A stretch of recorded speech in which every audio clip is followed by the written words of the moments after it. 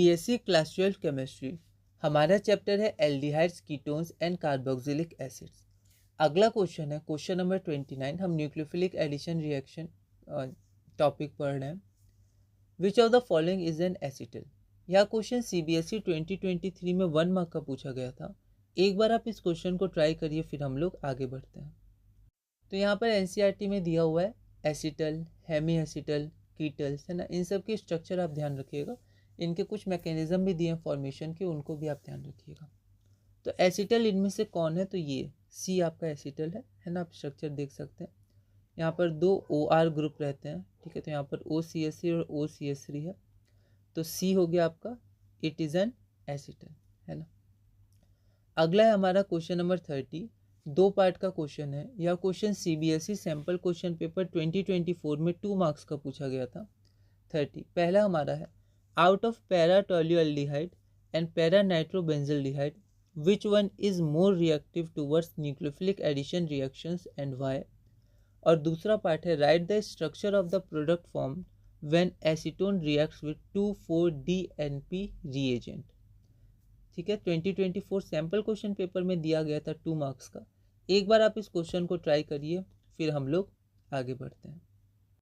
Okay, तो यहाँ पर अगर आप नाम देखिएगा टोल्यूअल्डिहाइड, ठीक है, तो ये थोड़ा नया नाम आपको लग सकता है।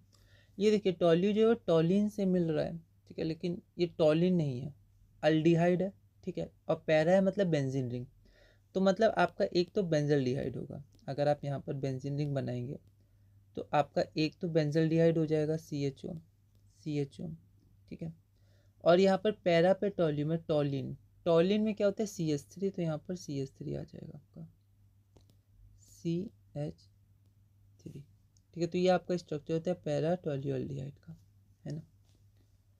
तो इसमें बोला गया है कि para tolualdehyde and para nitrobenzaldehyde which one is more reactive towards nucleophilic addition reaction. देखते हैं हम लोग। यहाँ देखिए, para tolualdehyde and para nitrobenzaldehyde. तो पहले मैंने यहाँ पर स्ट्रक्चर ड्रॉ कर दिया। तो यहाँ पैरा नाइट्रोबेंजल्डिहाइड इज मोर रिएक्टिव। ये मोर रिएक्टिव क्यों होता है? towards the nucleophilic addition reaction than para-tolualdehyde as NO2 group is electron withdrawing in nature। ठीक है, हमें पता है NH2 ग्रुप इलेक्ट्रॉन को विड्रॉ करता है, माइनस आई इफेक्ट शो करता है। Presence of NO2 decreases the electron density and hence facilitates the attack of nucleophile on the carbonyl carbon. अब जो न्यूक्लियोफाइल होगा वो न्यूक्लियोफाइल करेगा क्या? तो ये जो न्यूक्लियोफाइल होगा, न्यूक्लियोफाइल अटैक करेगा कार्बन पे, दोनों में, ठीक है। अब न्यूक्लियोफाइल को क्या चाहिए? तो इलेक्ट्रोफिलिक सेंटर चाहिए, क्योंकि न्यूक्लियोफाइल नेगेटिव होता है, ठीक है, न्यूट्रल भी होता है, नेगेटिव भी होता है, पर वो इलेक्ट्रॉन को डोनेट करता है, ठीक है, इलेक्ट्रॉन से अपना अटैक करता है, तो उसको पॉजिटिव सेंटर चाहिए। तो यहाँ पर जो कार्बोनिल कार्बन है वो पॉजिटिवली चार्ज, मतलब पॉजिटिवली चार्ज नहीं होता है, मतलब उसके पास डेल्टा प्लस चार्ज होता है, ठीक है, इलेक्ट्रोनेगेटिव कम होती है। तो NO2 क्या करता है? और कम कर देता है, क्योंकि वो इलेक्ट्रॉन को अपनी तरफ खींचता है। तो कार्बन से और इलेक्ट्रॉन खींचे जाता है, तो कार्बन में डेल्टा प्लस आपका इंक्रीज कर जाता है, जो न्यूक्लियोफाइल के लिए ज़्यादा अच्छा है। पर यहाँ पर जो है प्लस आई इफेक्ट के कारण ये इलेक्ट्रॉन डेंसिटी को रिलीज करता है, ठीक है, इलेक्ट्रॉन्स देता है, तो आपका डेल्टा प्लस चार्ज थोड़ा सा कम हो जाता है, ठीक है, जो न्यूक्लियोफाइल के लिए सही नहीं है ना। तो presence of NO2 group decreases the electron density and hence facilitates the attack of nucleophile on the carbonyl carbon. Whereas CH3 group of para-tolualdehyde show plus I effect and donates electron की जगह ज़्यादा सही है, increases the electron density, ठीक है। तो यहाँ पर थोड़ी गलती हुई, तो एक बार में कट कर दीजिएगा आपसे हो तो, और कोशिश करिएगा कि ना हो, है ना। आप थोड़ा सा आराम से एक बार लैंग्वेज को देख कर लिख लीजिएगा, ठीक है। तो इसी कारण जो हमारा पैरा नाइट्रोबेंजीन होता है वो ज़्यादा रिएक्टिव होता है, ठीक है।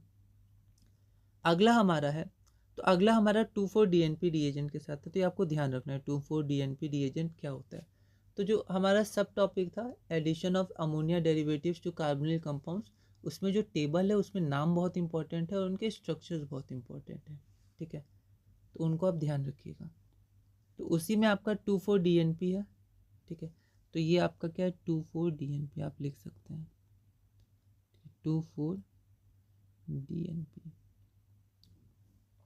ठीक है। तो यहाँ देखिए 2,4-डाइनाइट्रो, ठीक है, डाइनाइट्रो फिनाइल हाइड्रोजिन, ठीक है, ये फिनाइल हो गया 2,4 डाइनाइट्रो हो गया, और यहाँ पर ये एसीटोन हो गया, ठीक है 2,4 DNP। अब इसमें क्या बनता है, तो ये डायरेक्ट है N डबल बॉन्ड C, ठीक है, तो यहाँ पर N हो गया, H2 हटेगा, डबल बॉन्ड C आएगा, और उसके संग जो आपका ग्रुप है CH3 वो आएगा। डायरेक्ट इसका जो फॉर्मूला सा दिया हुआ था उसमें हम लोग सब्सटीट्यूट कर देंगे, तो ये आपका प्रोडक्ट हो गया। सिर्फ प्रोडक्ट का स्ट्रक्चर पूछा था, यहाँ पर आप देखिए कि right the structure of product, सिर्फ प्रोडक्ट का स्ट्रक्चर पूछा था, तो ये रहा आपका प्रोडक्ट का स्ट्रक्चर, ठीक है।